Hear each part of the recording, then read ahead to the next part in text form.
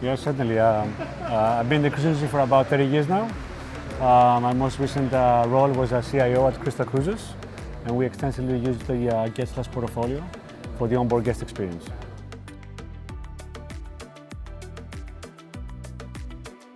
Certainly, when we embarked on this digital transformation journey at Crystal, we're trying to figure out or venture out and find some partners that will work with us, that they understand the space and the ecosystems of like the different like vendors in the universe of the maritime market. They understood that very well, and they had this product called the Cruise API that integrated through the different vendors, so we didn't have to like create like a one-to-one correlation between our platforms and the different vendors. So they were the middle tier, constantly communicating with the different vendors and allowing us and their applications to leverage the latest information with no hardships.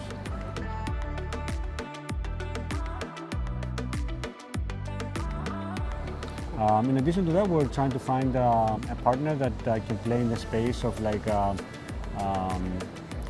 whole guest journey, guest experience, in terms of like the pre-boarding, the onboarding process, while you're on board the ship, allow us to utilize different assets when on board the vessel in terms of like business signage, screen time in the TVs, nightstands, but also try to integrate other aspects of what people use, like phones and video technology, and bring that into like one single app.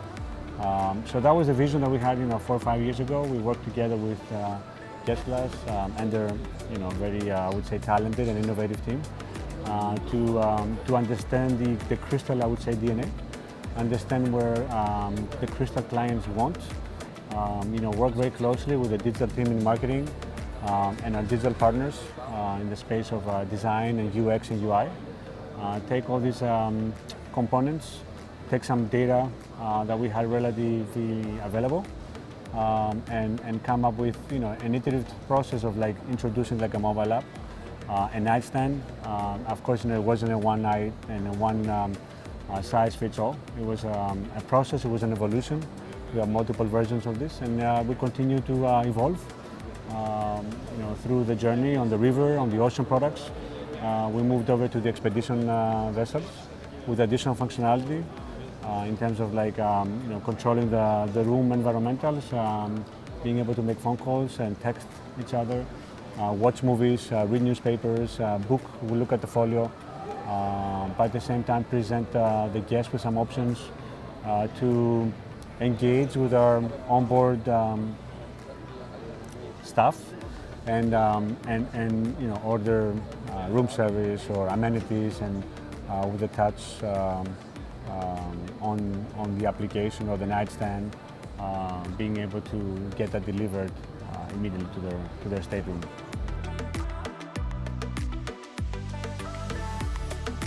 Yeah, I mean, listen, the technology landscape frequently changes, right? So you have to choose your partners wisely, ensure that they always use a modernized technology stack that is agile, that is like flexible.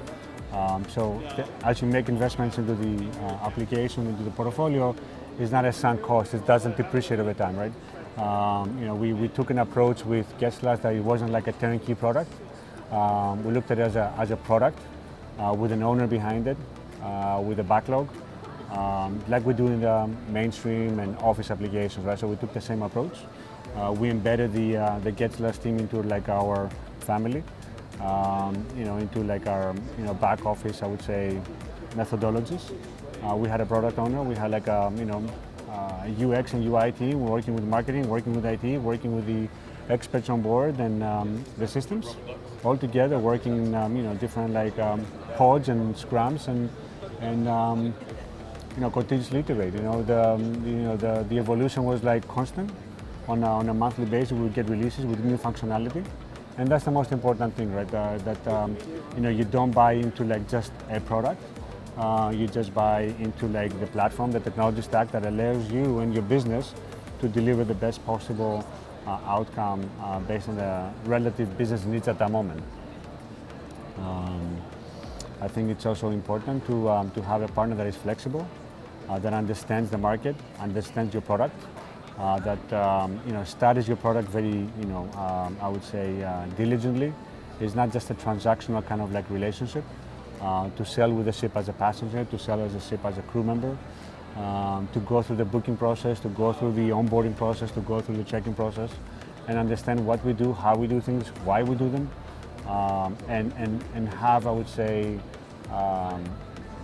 relative and positive feedback through the product backlog and user story building, right? It wasn't just a development team, it was also like engaging into understanding who we are and what we do, so they can build those stories with us in a more, I would say, productive and effective way.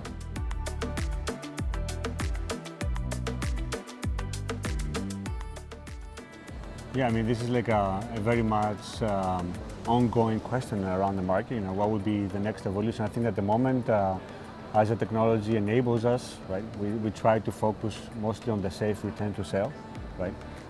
Trying to understand how we leverage technology to provide a safe and a healthy environment for our guests, right?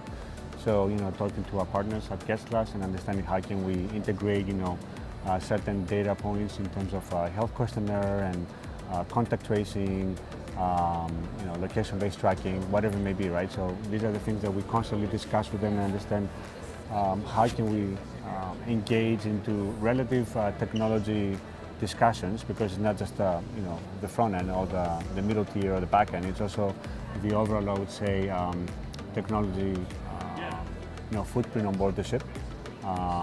And some vessels can do it, some vessels cannot.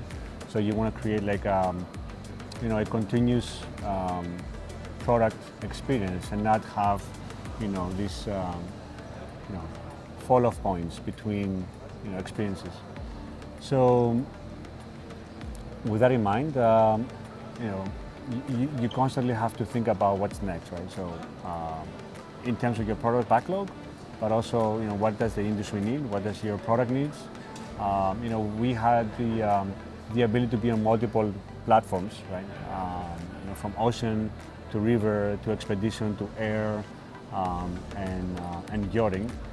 So from there, trying to understand how can these experiences kind of like be continuous and fluid through the journey, right? So you didn't want to have different experiences for the guests at the different products.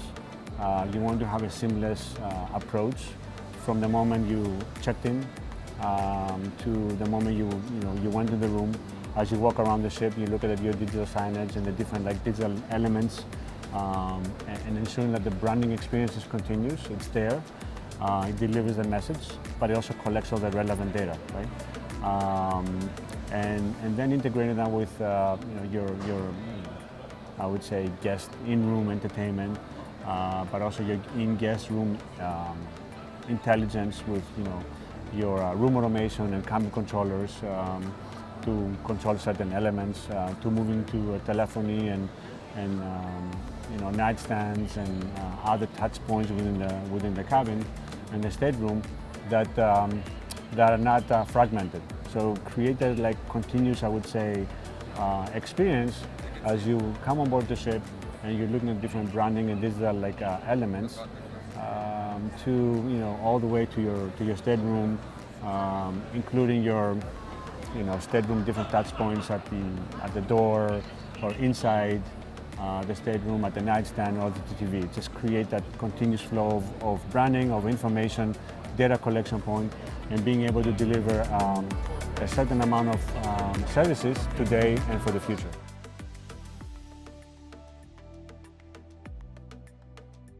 Yeah, listen, I think the COVID pause gave us an opportunity to look at our internal operations, see where we have opportunities to become more efficient and more flexible while we deliver, I would say, services in a safe, right, but also environmentally friendly way. So COVID gave us, I would say, the kind of the facade and the opportunity to move more digital, to remove some of the paper overload through the guest experience, both in the stateroom, but also on the ship. It allowed us to, reduce a lot of the paper, a lot of the ink, a lot of the processes on board the vessel. If you know that certain people are not in the stateroom, they're not on board the ship, or they're not in a particular restaurant, you can allocate those resources on board the ship and within the operational team in different areas of the operations, thus reducing the workload and the time delays for those services. We looked at on the newer vessels, ways to reduce consumption of power within their stateroom, understanding the people are on the ship, in the cabin, outside the cabin. We went to places that had harsh environmental conditions that would require cooling, or that would require heating in different ways. So introducing the smart, the Crew Smart platform, and being able to turn off certain electronics within the stateroom, including the lighting and the cooling or the heating elements. We had heating elements at the veranda as well, and being able to control those and work with the marine and the engine department to control consumption and generator capacity was some of the things that we did to contribute to those guidelines and frameworks that were paramount to our success.